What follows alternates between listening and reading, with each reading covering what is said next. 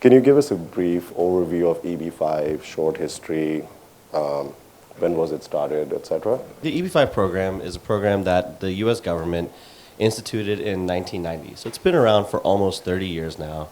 It was initially to promote foreign investments into the U.S., to create jobs and stimulate the U.S. economy, especially in urban centers and rural areas alike. And then in 1992, the U.S. government, kind of seeing an opportunity, also added the Regional Center program. And we'll talk about that a little bit more later on in the panel. I know Jeff will touch on it a good bit.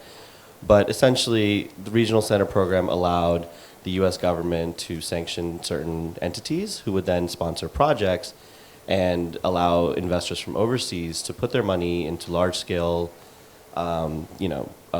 developments or other types of projects. And through this program, essentially, you will invest a certain amount of money, create a certain amount of jobs, stimulate the economy in the United States, and in return, you and your family get a green card to the United States. Now, it's essentially what people often talk about as you pay for a green card. There's a lot of different steps to it. We're here to talk about the different nuances and the moving parts of that vehicle, but essentially you're investing money in the United States, and in return, you get a green card. Some of the other things, I guess, to touch on just generally, how much money do you have to invest? I think that's the first question people normally ask. So there's two amounts. The lesser amount is if you are investing in a targeted employment area, which currently is most of the United States. It's somewhere that has 150% of the national employment average, so right around 7.4% right now. If you invest in that area, it's $500,000. If you invest in a non-targeted employment area, it's $1 million. Now, those amounts are subject to change, and there's been some talk about raising those investment amounts, but for now, that's what you have to invest.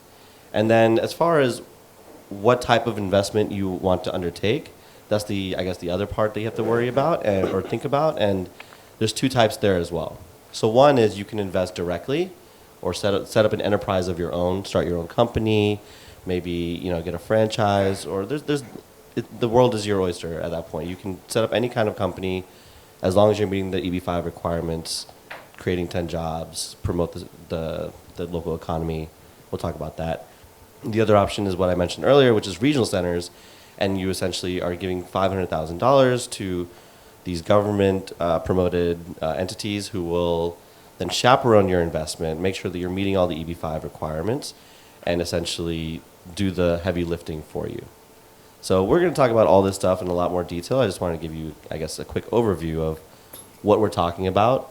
And yeah, in a nutshell, it's immigration to the United States by investment.